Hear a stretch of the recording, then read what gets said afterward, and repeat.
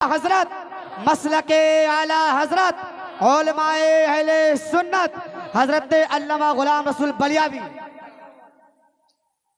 बलियावी की तकरीर का आज दो हिस्सा होगा। आधे हिस्से में मुसलमानों से हिसाब मांगूंगा। मैं वो नहीं हूं कि जन्नत की चाबी थमा दूं। और माफ करना, अगर कोई थैले में जन्नत की चाबी लेके घूम रहा है तो इस गलतफहमी में मत रहना कि ओरिजिनल है। तवज्जो चाहूं, यानी जिनकी अपनी जन्नत खुद पक्की नहीं, वो दूसरे को बेच रहे हैं।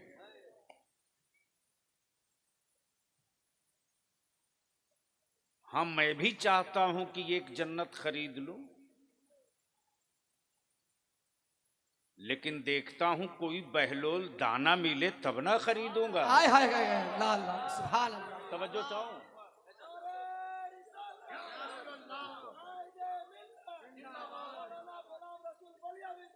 जिंदाबाद जिंदाबाद।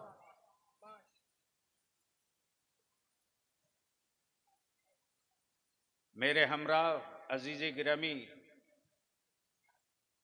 दानिश अनवर बाबू, जो हमारे मास्टर मुजाहिद साहब के भी बड़े खास अजीज हैं, दुआ है अल्लाह ताला इन जवानों को मजीद खिदमत खल्क की तौफीक अता फरमाए। आमीन आमीन आमीन। आधा हिस्सा मुसलमानों से है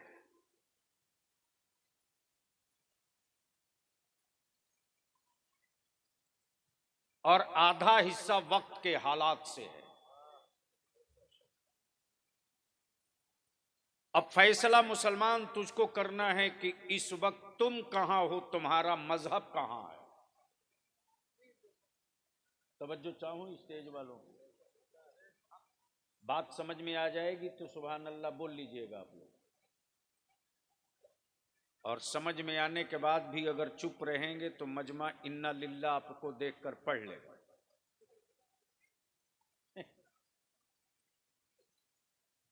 बड़ी अच्छी गुफ्तगू फाजिल गिरामी हजरत मौलाना शफीउज़्ज़मा बाइसी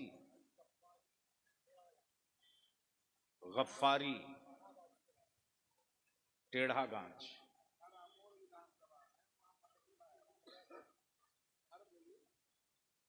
मुजाहिद भाई टेढ़ा को सीधा करा दीजिए।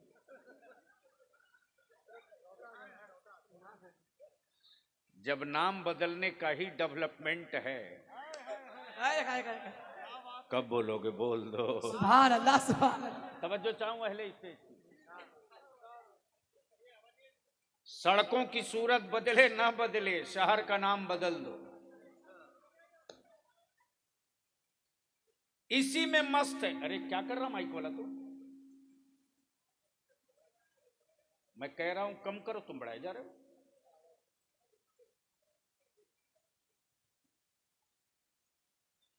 जब कोई मांगे नौकरी तो कहो शहर का नाम बदल दिया, लेकिन हमें इससे कोई फर्क नहीं पड़ता। कोई चाहे शहर का नाम बदले या अपने वालिद का नाम बदल ले। क्या कहने? ए मौलाना, बाद में मोबाइल चलाना।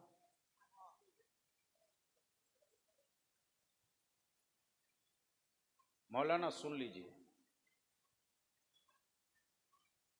लेकिन नबी वाला ना अपना मजहब बदलेगा ना अपना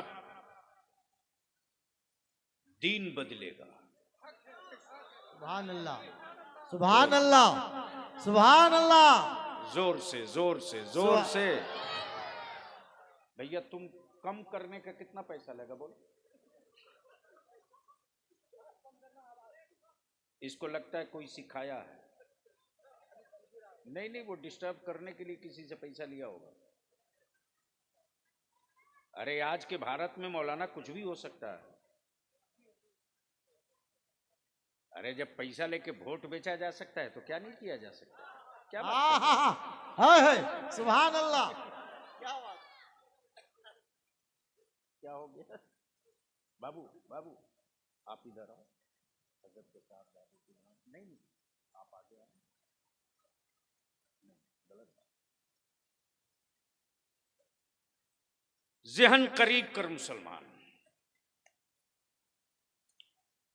हम जिस मजहब को मानते हैं उसका नाम इस्लाम, हम जिस किताब पर ईमान लाए उसका नाम कुरान, हम जिस शरीयत को मानते हैं उस शरीयत का नाम है शरीयत रसूल। बेशक।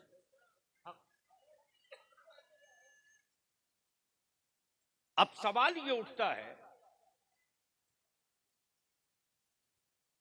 कि अल्लाह ने बंदों की हिदायत और रहबरी के लिए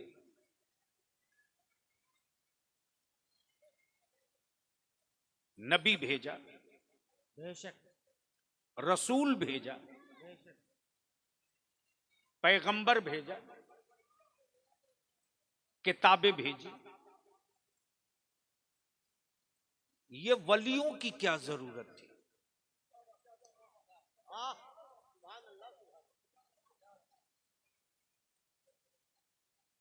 क्या जरूरत थी वलियों की? अब स्टेज वाले दिल लगाएं और आप अपना जहन थोड़ा साफ करके सुनो। ए लोंडे, अरे रख मोबाइल, बाप ने पैसे बचपने में दे दिया आवारा बनाने के लिए? अभी बहुत खुश होकर के बेटों को मोबाइल दो। याद रखना तेरी कब्र तैयार रहेगी, ये मोबाइल के डब्बे से बाहर नहीं निकलेंगे कि तेरा जनाजा पढ़ेंगे। ये जहर का डब्बा है जो अपनी नस्लों को देकर बर्बाद कर रहे हो। तो मैं क्या अर्ज कर रहा था, नहीं याद है तो बोलने में डर कह रहे हो यार। आधी तकरीर आज आपसे करवा दूंगा। वलियों की क्या जरूरत है? कुरान कयामत तक के लिए, नबी कयामत तक के लिए, रसूल कयामत तक के लिए, शरीयत कयामत तक के लिए, हराम और हलाल कयामत तक के लिए, जायज और नाजायज कयामत तक के लिए। जिसे हराम होना था हो गया, जिसे हलाल होना था हो गया। बोलोगे तो आगे बोलूंगा। सुभान अल्लाह। उसको जगाओ यार, जाओ सो जाओ। यानी फोटो भी स्टेज ही कराना चाहिए, लेटे लेटे। बलियावी से तकरीर करानी पड़ती है, मोहब्बत से बोल दोगे तो बोल दूंगा। सुभान अल्लाह। नबी कयामत तक के लिए, रसूल कयामत तक के लिए, किताब कयामत तक के लिए। हराम और हलाल की लिस्ट भी फाइनल हो गई कयामत तक के लिए। तब बलियावी खम ठोक के कहता है, इस्लाम गढ़ा हुआ मजहब नहीं है। इस्लाम गढ़ा हुआ मजहब नहीं है। इस्लाम क्रिएट किया हुआ मजहब नहीं है। इस्लाम उतरा हुआ मजहब है। सुभान अल्लाह। नारे तकबीर, नारे रिसालत, उर्से ख्वाजा गरीब नवाज, खानकाहे चिश्तिया। आदमी के बनाए हुए में तरमीम होता है। तवज्जो चाहूंगा अहले स्टेज। आदमी के बनाए हुए में तरमीम होता है। अब आंखें खोल के देख, दुनिया में बहुत मज़ाहिब, क्रिश्चियनिटीज भी, बुद्धिज्म भी, सिखिज्म भी, हिंदुज्म भी, न जाने कितने हैं, न जाने कितने हैं। लेकिन सबके यहां टाइम टू टाइम चेंजिंग है। इस्लाम तन्हा वो मजहब है कि न उसकी जेर बदली गई न जबर बदली गई। सुभान अल्लाह, सुभान अल्लाह। दुनिया लाख कोशिश कर ले, नबी ने जब शराब को हराम कह दिया तो कयामत तक के लिए हराम। बेशक हक है। नबी ने जब सूद को हराम कह दिया तो कयामत तक के लिए हराम। बेशक नबी ने जब बुत परस्ती को शिर्क कह दिया तो कयामत तक के लिए शिर्क।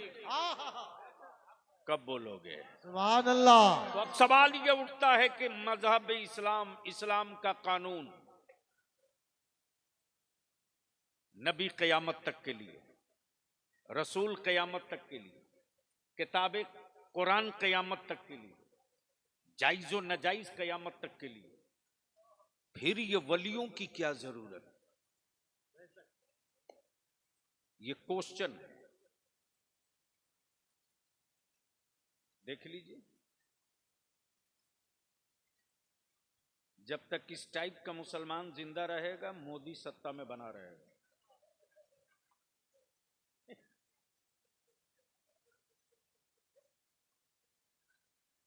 यानी उसको अभी भी समझ में बात नहीं आ रही कि मैं क्या कर रहा हूं। अब तो हजरत जुमा के दिन भी नमाज के लिए नहीं जाता है, सेल्फी के लिए जाता है।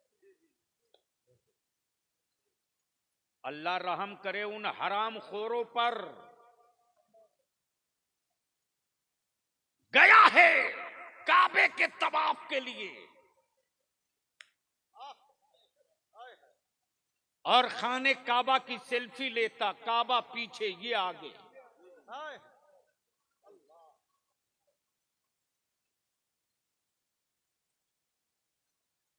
और उसके रिश्तेदार उसको फॉरवर्ड करके और दिखाते। अरे मुसलमान, क्यों तू अपने को बर्बाद कर रहा है? वो हरम है, हरम। वो हरम है। इसी को तो आला हजरत ने फरमाया, हरम की जमीन और कदम रख के चलना, कदम रख के चलना। अरे सर का मौका है, ओ जाने वाले। याद रखना, उन शहरों में जाना बहुत आसान है, लेकिन उस शहर पाक का एहतराम करके लौटना बड़ा मुश्किल है।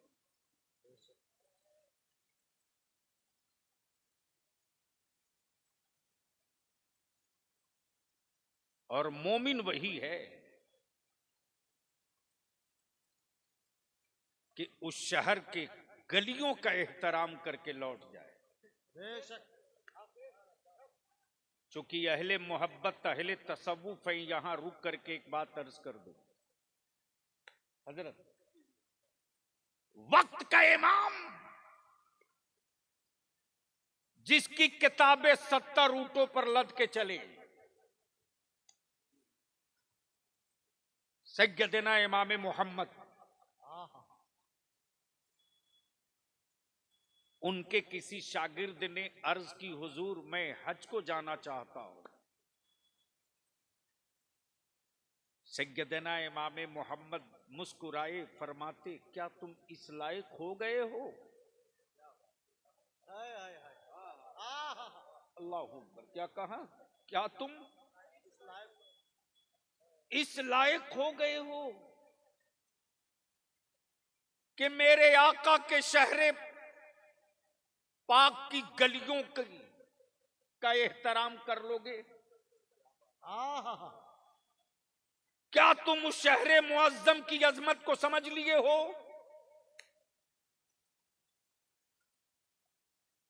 फिर कुछ दिनों के बाद शागिर्द ने अर्ज की, हुजूर इजाजत दें, हज को जाऊंगा।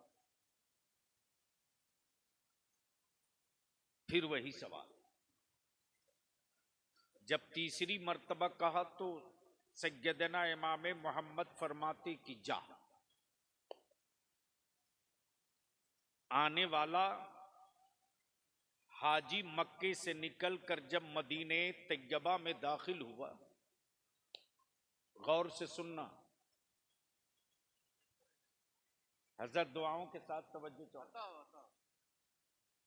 जब पहुंचा है मदीने तैयबा में सैयदना इमाम मोहम्मद का शागिर्द, तो मदीने पाक की गलियों में सामने से एक कुत्ता दिखाई दिया। जिधर जिधर सैयदना इमाम मोहम्मद का शागिर्द जाए, उधर उधर वो कुत्ता भी जा रहा। लगा जैसे कुत्ता अब इनको छू देगा।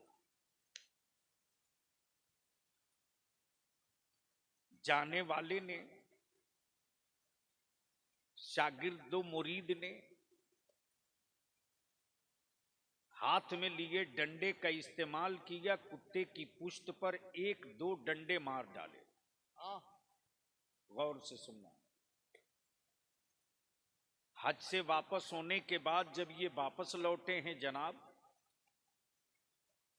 तो मुरीदो शागिर्द बड़ा खुश है कि मेरा पीर, मेरा उस्ताज बहुत खुश होगा। मैं जाऊंगा तो मेरा इस्तकबाल होगा, मुझे फूल माला मिलेगा, मेरा उस्ताजो पीर खड़े होकर मुझे गले लगाएगा, दुआएं देगा। जैसे ही लौट कर आए, अपने पीर और उस्ताद से मिलने के लिए सलाम किया। सैयदना इमाम मोहम्मद ने अपना चेहरा फेर लिया, दाएं से बाएं चेहरा हो गया। मुरीद बाईं तरफ आकर फिर से सलाम अर्ज करता, इमाम मोहम्मद ने अपना चेहरा दाहिनी तरफ कर लिया। तब मुरीद और शागिर्द ने अर्ज की, हुजूर मेरी खता तो बता दो, मेरी गलती तो समझा दो, मुझसे चूक कहां हो गई। सैयदना इमाम मोहम्मद फरमाते कि तुझे मदीने की गलियों में कोई कुत्ता मिला था? क्या कहा?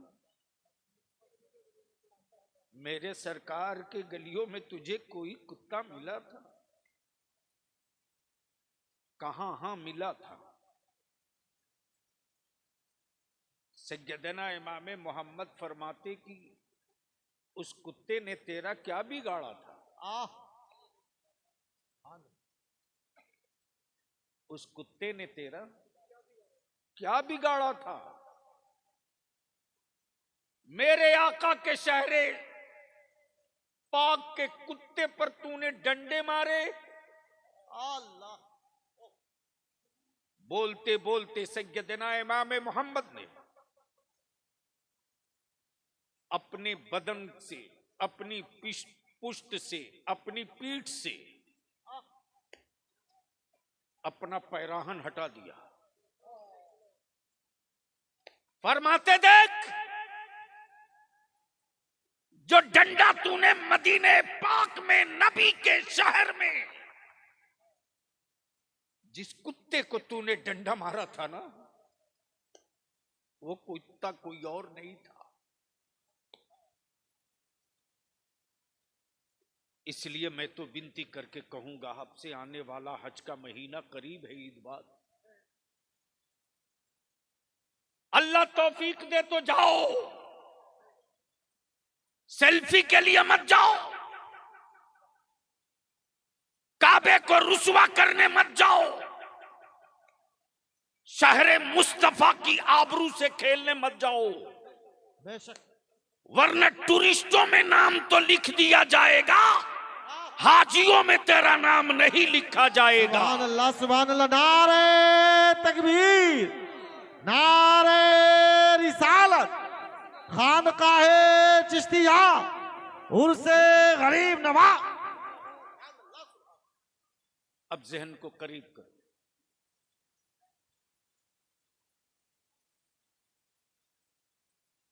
दीन मुकम्मल, शरीयत मुकम्मल, इस्लाम मुकम्मल, कानून मुकम्मल, फिर वलियों की क्या जरूरत? मोहब्बत से बोलोगे तो बोल दूंगा। सुभान अल्लाह। फिर वलियों की क्या जरूरत? तो बोलो, बोल के बता दूं या दिखा दूं? यानी सुनोगे, देखोगे नहीं। ए नौजवान पार्टी लोग, हटेगा वहां से। अरे उसको भगाओ। ये सब दिल्ली मैट हीरो लोग हैं। ये सब जलसे में थोड़े आया है। ये घुमक्कड़ टाइप के लोग हैं। आए हो तो बैठो, वरना घर जाओ। कोई एहसान थोड़े कर रहे हो इस्लाम पर मुसलमान होकर के। मोहब्बत से बोल लो। वलियों की क्या जरूरत? तो अब जरा जहन को थोड़ा करीब कर लो। नबी कयामत तक के लिए, मुस्तफा की नबूवत कयामत तक के लिए, सुभान अल्लाह, सुभान अल्लाह। कुरान कयामत तक के लिए। जब कुरान करीम की यह आयत करीमा उतर गई, वमा कान मुहम्मदुन अबा अहदिम मिर रिजालिकुम वलाकिन रसूलुल्लाहि व खातमन नबिय्यीन। जब कुरान ने ऐलान कर दिया ये आखिरी नबी है, ये आखिरी रसूल हैं, अब इनके बाद कोई नबी नहीं आएगा, अब इनके बाद कोई रसूल नहीं आएगा। और जब कुरान करीम ने मोहर लगा दिया, अल-यौम अकमलतु लकुम दीनकुम व अतममतु अलैकुम निअमती, दीन मुकम्मल, शरीयत मुकम्मल, कानून मुकम्मल, निजाम मुकम्मल, सब फाइनल।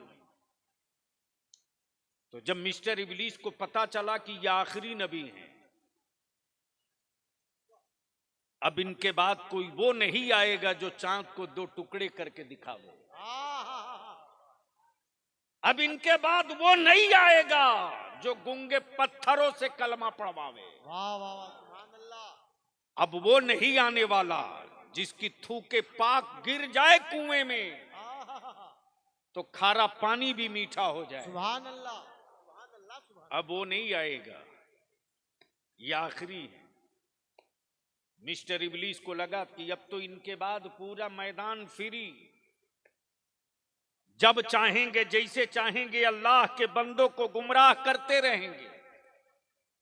मिस्टर इबलीस अभी खुशियों में मस्त हुआ ही था कि चलो ये आखिरी है, अब इनके बाद मैदान फ्री, अब इनके बाद कोई नबी नहीं, मैदान फ्री। तो मेरे रब की रहमत को जला लाया है और ऐलान हुआ, मिस्टर इबलीस ज्यादा खुश मत हो। वो अब तक नबूवत का दरवाजा खुला था,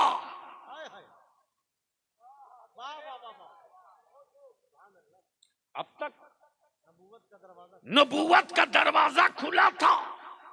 तो आदम आ रहे थे, ईसा आ रहे थे, जकरिया आ रहे थे, यूनुस आ रहे थे, यूसुफ आ रहे थे, शीस आ रहे थे, इदरीस आ रहे थे, नजीबुल्लाह आ रहे थे, कलीमुल्लाह आ रहे थे, खलीलुल्लाह आ रहे थे। लेकिन रब ने अपने महबूब के बाद जब नबूवत का दरवाजा बंद कर दिया तो बंदों की हिदायत के लिए वलायत का दरवाजा खोल दिया है।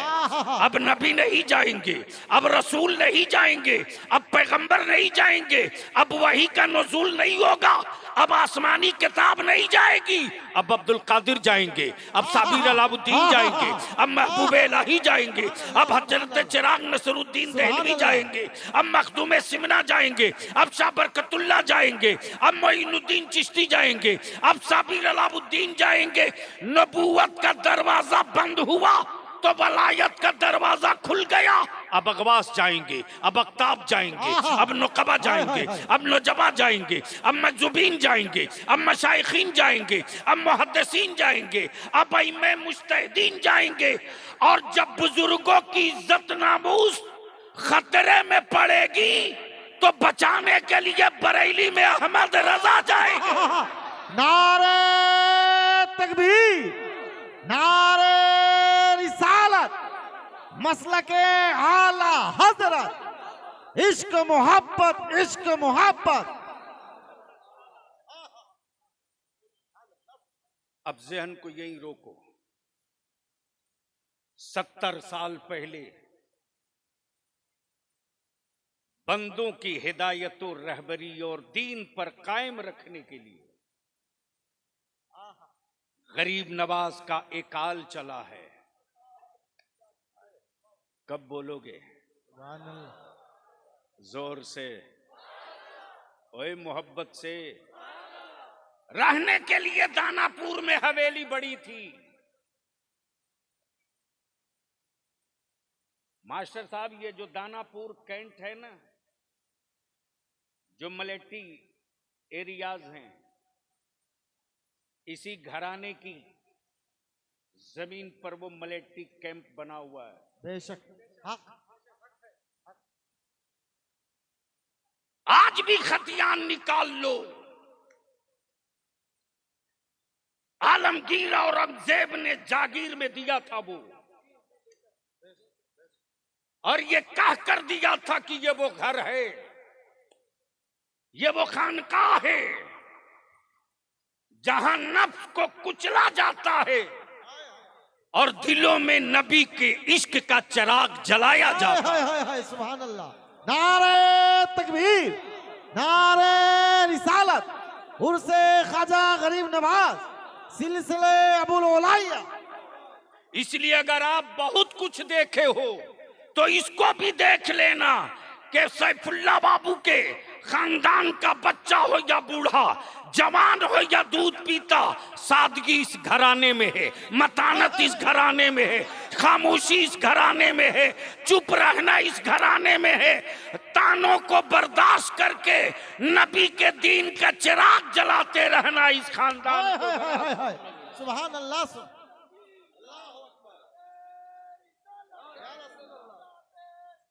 जिंदाबाद, जिंदाबाद, जिंदाबाद। अब उस खानकाह का, उस खानवादे का बरेली के इमामे इसको मोहब्बत आला हजरत से क्या रिश्ता है? तो इस रिश्ते को जानने के लिए पढ़ना पड़ेगा। कब बोलोगे? ओए जोर से बोल दो, पीछे वाले भी। अगला चुप रहो, पिछला देखें जिंदगी है या जा चुका। हारे हुए लोगों की तरह क्यों बोल रहे हो?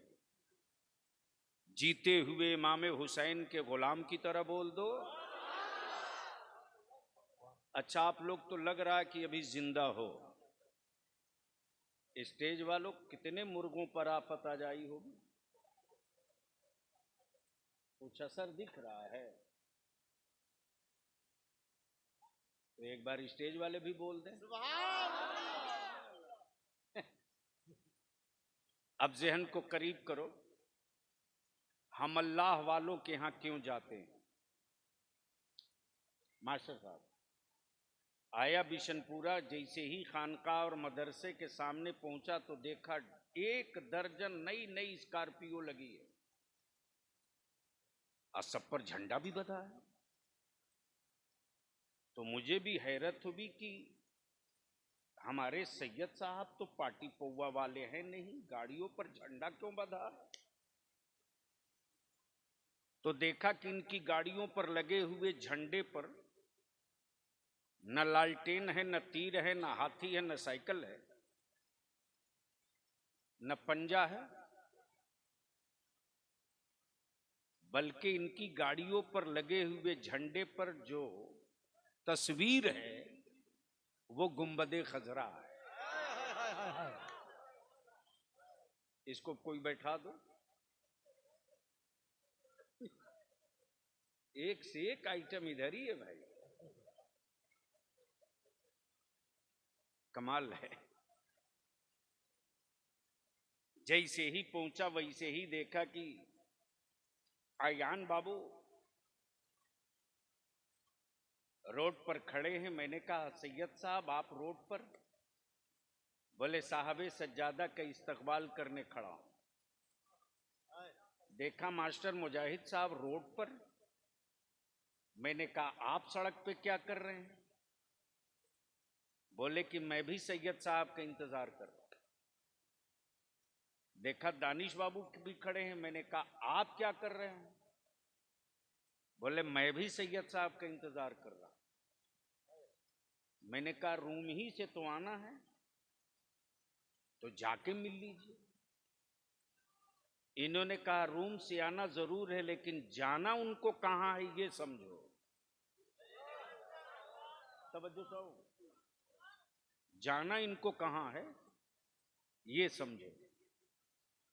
जैसे ही सैयद साहब बाहर निकले कुछ लोग और आए। मेरी भी नजर पड़ी। सलामो दस्तबोसी के बाद मैंने अर्ज की हजरत कहां जा रहे हैं? तो देखा मुस्कुराते हुए बोले अजमेर शरीफ जा रहा हूं। क्या बोले? अजमेर शरीफ जा। जैसे ही निकले 4 लाइन पर चढ़े, गाड़ियों का काफिला आगे बढ़ा और जैसे ही फॉरबिसगंज के आगे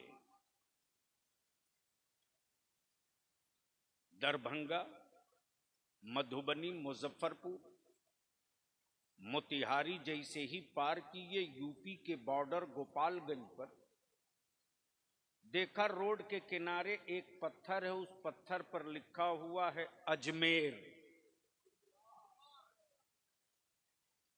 मैंने कहा सैयद अयान बाबू अजमेर आ गया।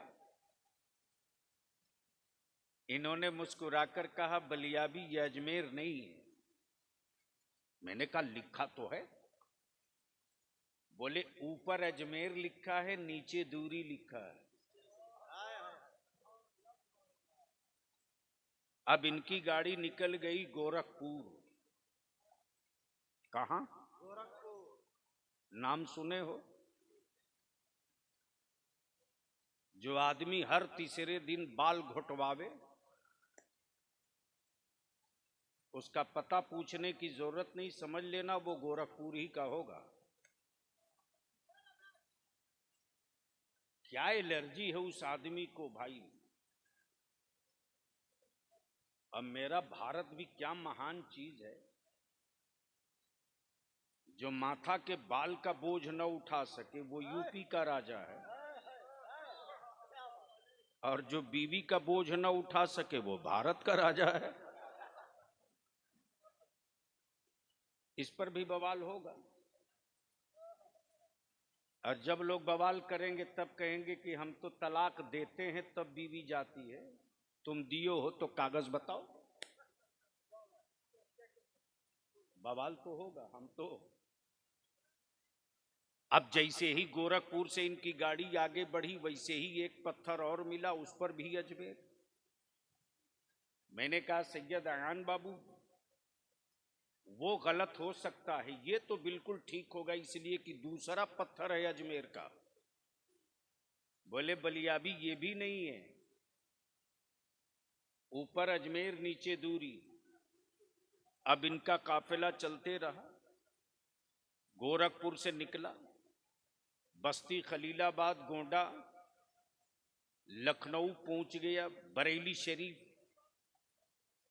वहां से निकला रामपुर, मुरादाबाद, हापुड़, दिल्ली। जैसे ही दिल्ली इन कर रहे थे वहां एक पत्थर मिला, उस पर भी अजमेर। मैंने कहा वो दो गलत हो सकता है, ये तीसरा है गलत नहीं होगा। बोले अभी तो जयपुर भी नहीं आया तो अजमेर कैसे आ जाएगा। ये काफिला जैसे ही जयपुर के आगे किशनगढ़, किशनगढ़ के बाद जैसे ही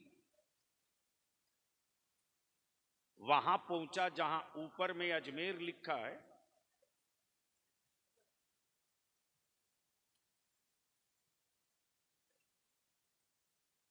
अब थोड़ी देर सुन लो। जैसे ही नजर पड़ी देखा ऊपर में अजमेर लिखा है, नीचे 0 है। ऊपर अजमेर और जैसे ही ऊपर अजमेर नीचे 0 देखा, वैसे ही पीरे तरीकत हजरत सैयद शाह सैफुल्लाह बाबू अबू लोलाई चिश्ती फरमाते, लोगों निगाहों को संभाल लो, दिलों को थाम लो, नजरों की तहारत कर लो, दिल के जज्बातों एहसासात पर काबू करो। मेरे अताए रसूल का शहरे मोहल्ला अजमेर आ गया। तवज्जो चाहूंगा अहले स्टेज की। मेरे अताए रसूल का शहरे मोहल्ला अजमेर आ गया। ठहरो, निगाहें नीची कर लो। ये वो बारगाह है जहां बादशाहों ने अपने सर के कुलाह उतार के चौखट पे डाल दिए। तवज्जो चाहूं, अमा तारीख का ये हिस्सा है, हिस्सा। आलमगीर औरंगजेब का जमाना है और उसी बुलंद दरवाजे के सामने कोई नाबीना अंधा चीख चीख कर कह रहा, ख्वाजा मेरी आंख दे दे।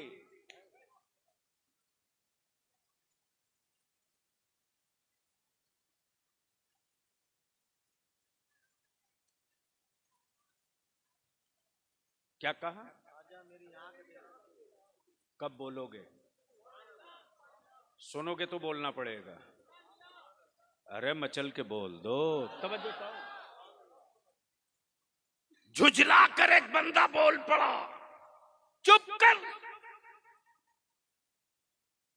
चुप कर। ये वही आलमगीर हैं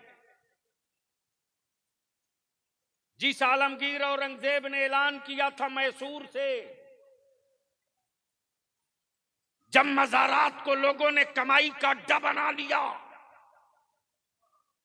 सड़क और चौक चौराहों पर पक्की कब्रें करके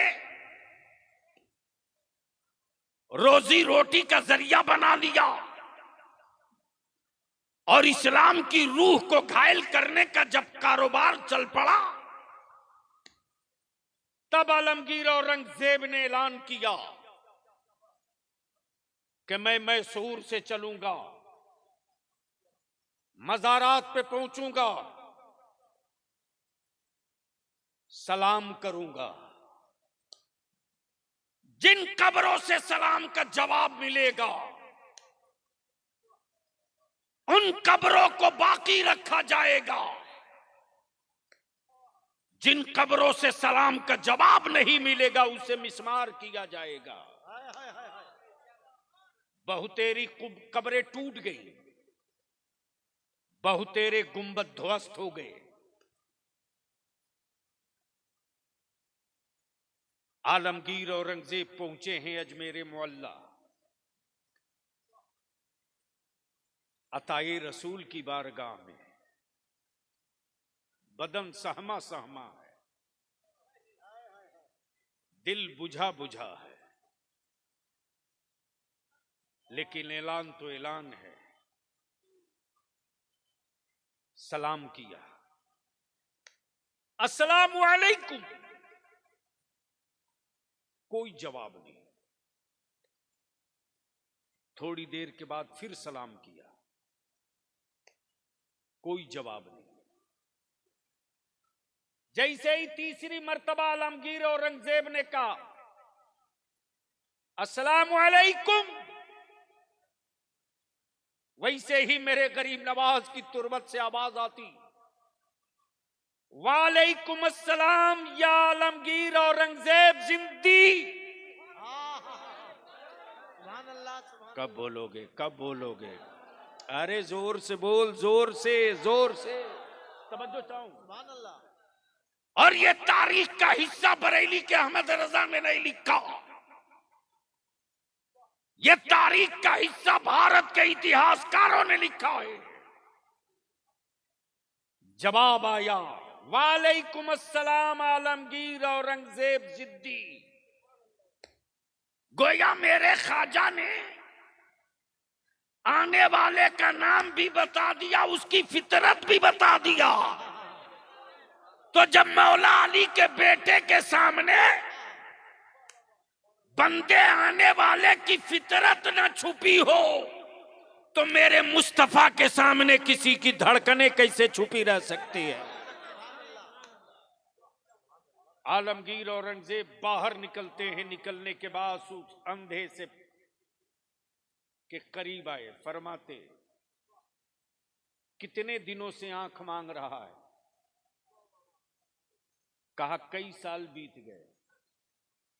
आलमगीर औरंगजेब का चेहरा लाल हो गया गुस्से में। म्यान से तलवार निकाली और अंधे के हाथ में पकड़ा कर कहा, ये बता ये क्या है? अंधे ने टटोल कर कहा, ये तलवार है। क्या कहा? ये तलवार है। आलमगीर औरंगजेब फरमाते, बढ़िया से देख ले धार ठीक है कि नहीं।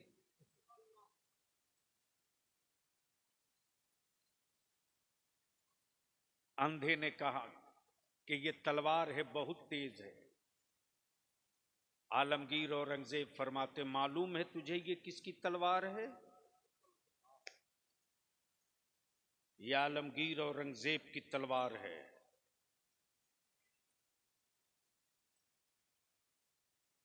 इतने दिनों से तू आंख की खैरात मांग रहा, नहीं मिली? जा रहा हूं शाहजहानी मस्जिद में 2 रिकात शुक्राना पढ़ने के।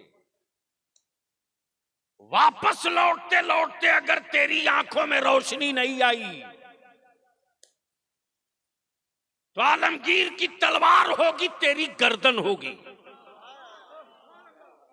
कब बोलोगे?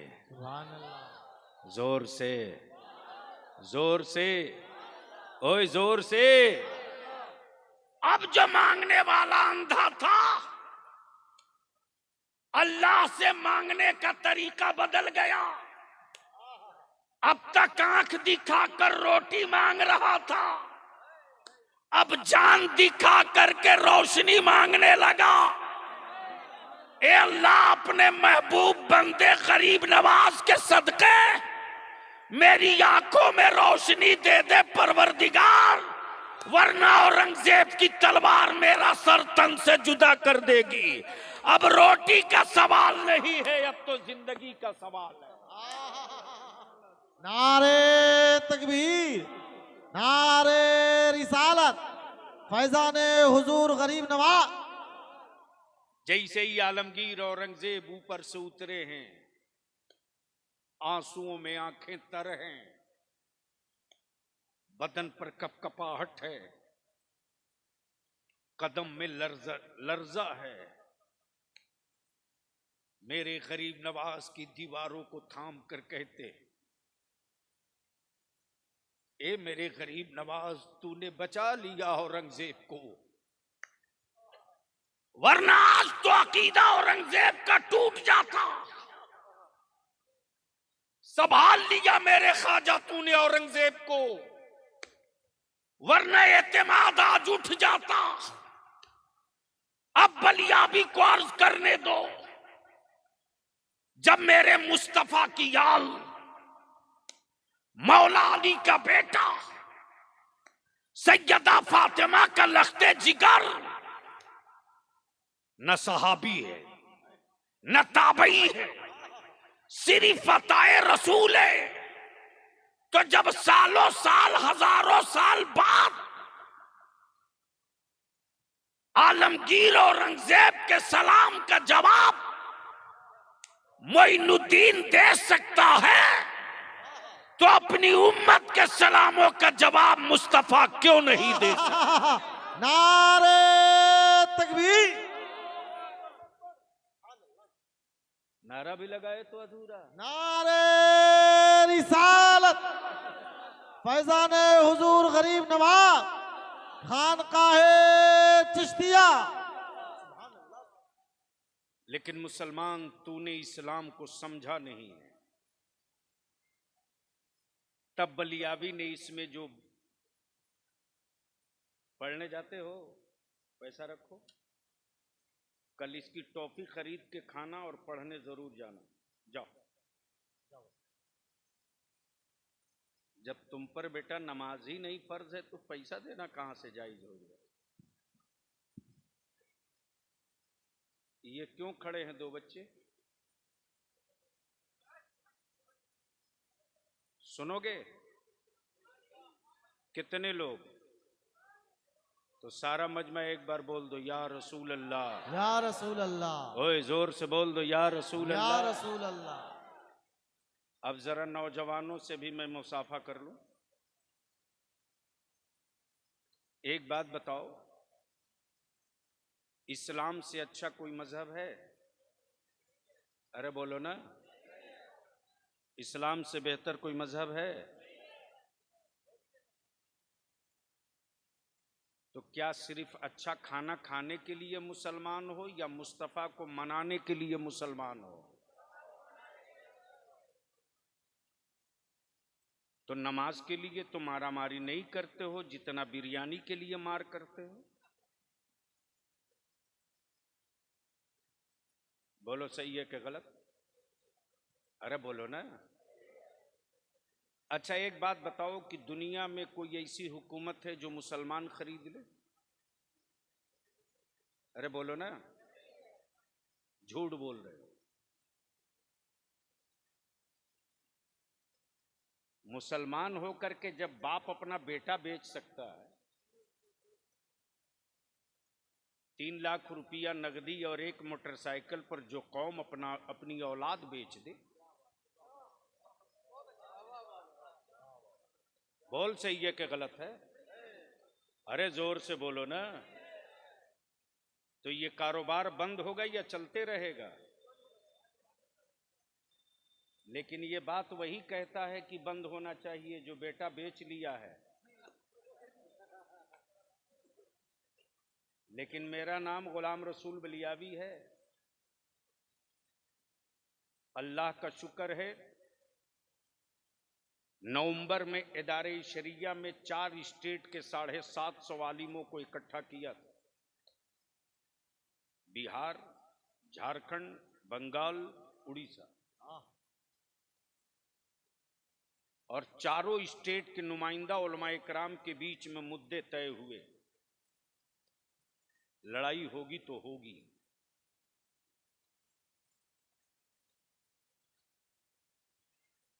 हुकूमत में बैठे लोगों ने अगर दिल दिमाग में बात बैठा लिया है कि मुसलमान मजबूर है, जाएगा कहां?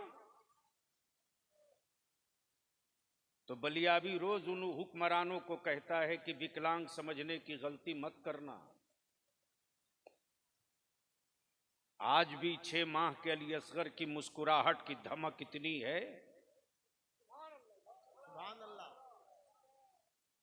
कि आज भी यजीदियत में मातम बिछ जाती है।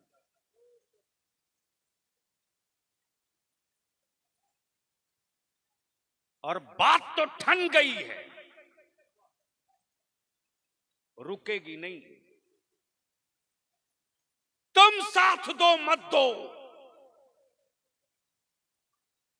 लेकिन तेरी नस्लों के मुस्तकबिल की बात बलियावी करता रहेगा। तुम सुनो न सुनो, मैं सुनाते रहूंगा। सैयद साहब, इस वक्त मेरी बेटियां मेरे समाज में बोझ बन गई, और ये बारात में जाने वाले कुछ हरामखोर ऐसे होते जो गरीब बेटी के बाप की इज्जत से खेलते हैं। हरामखोर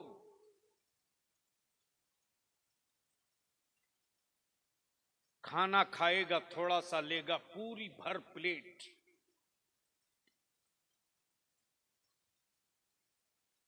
एक बच्ची के बाप को हार्ट अटैक हो गया इसी पिछले महीने सैयद साहब। वो सिर्फ इसलिए हार्ट अटैक करके मर गया बंदा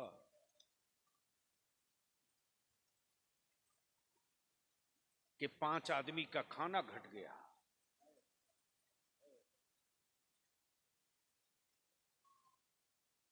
पांच आदमी का खाना घटा, लड़की का बाप उस सदमे को बर्दाश्त न कर सका और देखा गया तो करीब 100 आदमी से बेशी का खाना बर्बाद किया हरामखोरों ने। इसलिए अगर जमीर में जिंदगी है और अगर किसी दावत में जा रहे हो, तेरे बाजू का बैठा हुआ कोई अल्लाह के दिए हुए रिज़्क़ की बेहुरमती करे तो डरना मत, गट्टा पकड़ लेना और कहना पूरा खा के तुझको उठना होगा। मरो कि जिंदा रहो पूरा खाना पड़ेगा। मास्टर साहब कल तक जमीन पर बिछा कर बैठा के खिलाया जाता था, लेकिन अब तो गांव गांव में क्या फैशन हो गया साहब।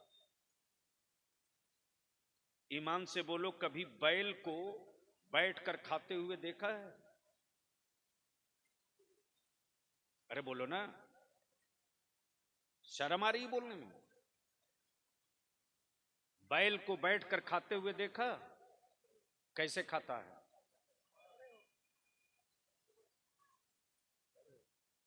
तो बोलने में आप लोग कहां डर रहे हैं?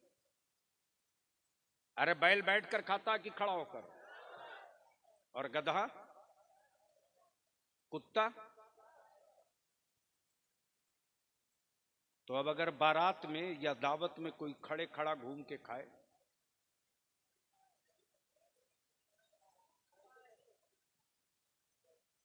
तो उससे जरा साइड हट जाना, बोलना माफ कीजिएगा मैं आदमी हूं, माफ कीजिएगा बैल नहीं हूं। बंद करो इस लानत को। हर साल सैकड़ों बिगहा जमीन गरीब बेटी का बाप बेच रहा है और ये जमीनें हुकूमतें नहीं, तुम बेचवा रहे हो। इन जमीनों को तुम बेचवा रहे हो। तुम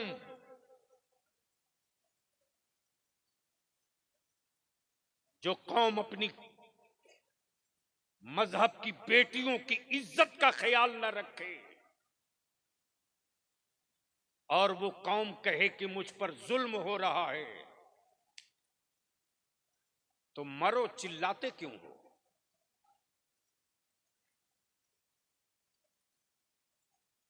सैयद साहब किबला,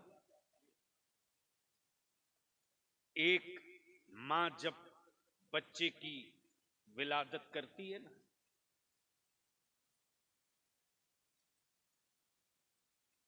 तो कितना बड़ा झटका लगता है, अंदाजा है? अरे कितनी तकलीफ होती है, अंदाजा है? मर्दों तुझे क्या अंदाजा रे? तुमने मेरी नस्लों को बर्बाद करने की जो कसम खाई है, तो याद रखना कब्र और कयामत में तेरे चेहरे पर मुस्कुराहट नहीं, लानत रहेगी। अब एक मां जब औलाद जन्म देती है, जनती है ना, तो पैदाइश के वक्त जब औलाद की विलादत का दर्द मां को होता, तो मां सारे झटकों को बर्दाश्त करती। वो एक झटका था, लेकिन जैसे ही मां की नजर पड़ी कि पैदा होने वाली जान बेटा नहीं बेटी है, उस वक्त से उस मां को 20 साल तक रोज झटका लगता और वो मां हर रात अपने रब की बारगाह में फरियाद करती, मेरे परवरदिगार औलाद तो तूने दी मेरे माबूद, लेकिन ये बेटा नहीं बेटी है। मेरे परवरदिगार इज्जत से मैं अपनी बेटी को रुखसत करूं, सामान भी दे दे। कल तक मस्जिदों के दरवाजे पर मस्जिदों की तामीर के लिए चंदा होता था, कल तक मस्जिदों के दरवाजे पर मदरसों के लिए चंदा होता था, लेकिन आज हर मस्जिद के दरवाजे के सामने कोई न कोई निकाब पहने हुए मेरी कौम की मां या बेटी खड़ी है, चादर फैला करके भीख मांग रही है। मेरी बेटी की शादी है, मदद करो। मेरी बेटी की शादी है, मदद करो। पूछता है बलियाबी, अगर तेरा जमीर जिंदा है तो जवाब दे। जब तक यह कौम अपनी बेटियों को इस्लाम की जरूरत समझते रही, तब तक कुफ्र की महतारी दूध नहीं पिलाई थी कि फातिमा की कनीजों को कोई आंख दिखा दे। और जब तक मेरी बेटियां निकाब में नजर आती थी, तब तक बड़े से बड़े रोस्तम का कलेजा पानी बन जाता था, इसलिए कि निकाब का रोब इतना हावी था।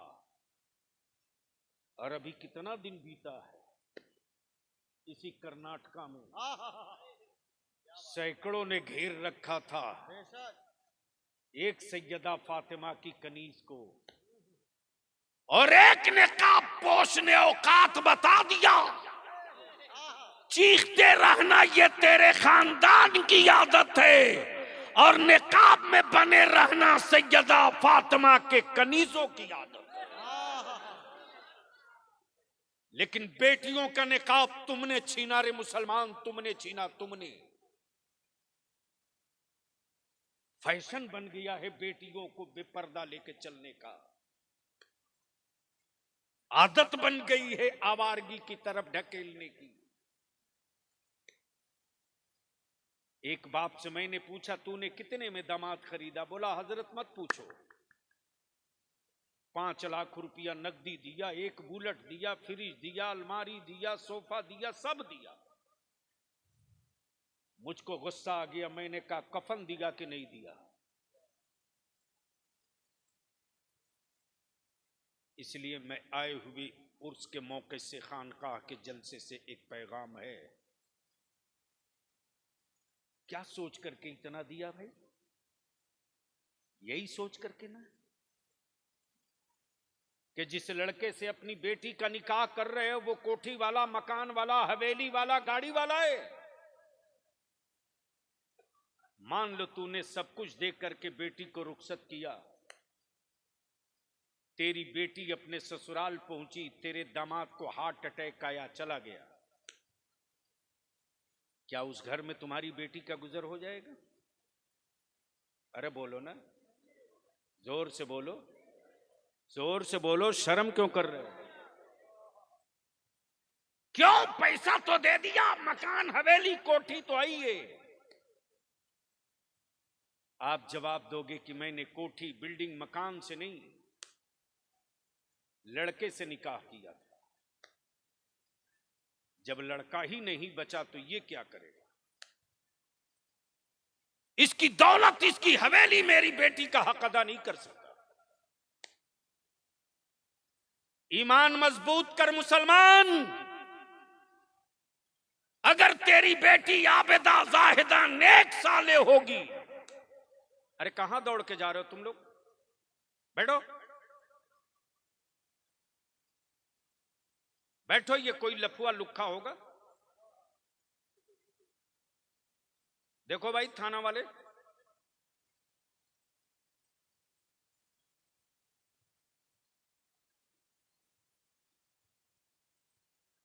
बुलंद आवाज से बोल दो, सुभान अल्लाह, जोर से बोलो, जोर से। सुभान अल्लाह। अल्हम्दुलिल्लाह इदारे शरीयत तहरीक बेदारी का हज़रत असर ये हुआ है बिहार में, झारखंड में, कि अब तो बाज़ाब्ता मस्जिदों के माइक से सदर सिगरेटी ऐलान करना शुरू कर दिया है कि जिस बारात में डीजे बाजा नाच गाजा तमाशा और खरीदा हुआ दिमाग आएगा, हमारी मस्जिद का इमाम निकाह नहीं पढ़ाएगा। और आलिमों को भी मैंने टाइट कर दिया है, अगर दूसरे गांव का कोई मौलवी आके चुप्पे से पढ़ावे तो उसको मजबूत रस्सी में बांध कर मुझको फोन करो, उसका भी इलाज कर दूंगा। लेकिन अब अपनी कौम की बेटियों को रुसवा नहीं होने दिया जाएगा।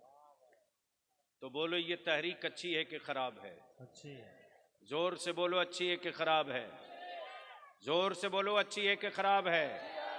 जहेज रुकना चाहिए कि नहीं रुकना चाहिए? बेटा बेचने की तारीख बंद होनी चाहिए कि नहीं चाहिए? तो अब अगर बिशनपुर और इलाके में तहरीक बेदारी का प्रोग्राम होगा तो साथ दोगे कि नहीं दोगे?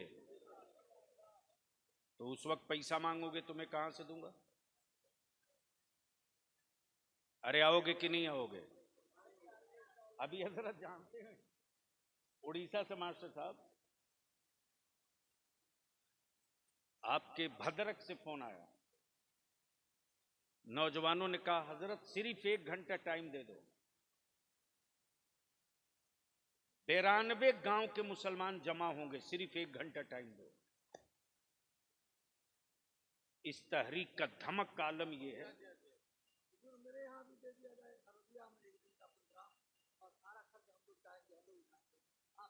आपको मालूम होना चाहिए कि इस तहरीक के कारवां में चलने वाले को न नजराना दिया जाता है, न किराया दिया जाता है।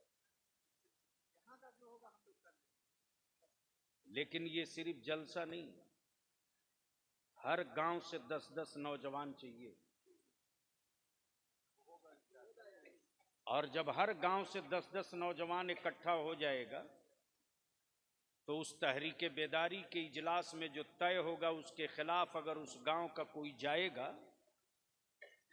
तो वही 10 नौजवान अपनी टीम 100 नौजवानों की बना करके फिर समझा देगा। इसलिए कि कानून को नाफिज कराने के लिए हुकूमतों ने पुलिस को वर्दी दिया है, तो हम डंडा तो मार नहीं सकते, लेकिन सामाजिक एतबार से इलाज तो कर सकते हैं।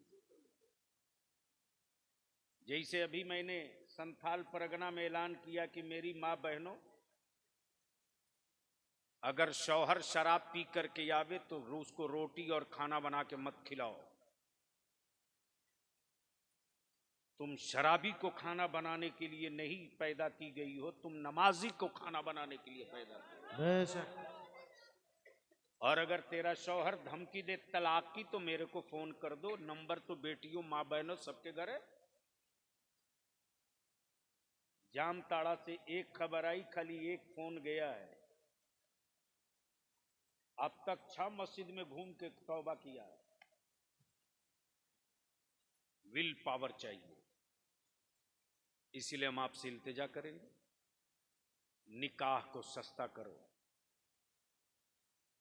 आसान करो, निकाह को बंद करो। 20 स्कॉर्पियो बारात ले जाना बंद करो। नबी वाले हो और सच्चे मोमिन और मुसलमान हो, मिक्स नहीं हो, ओरिजिनल हो, तो मस्जिदों में निकाह कर दो। मत बोझ बनो बेटियों के बाप पर।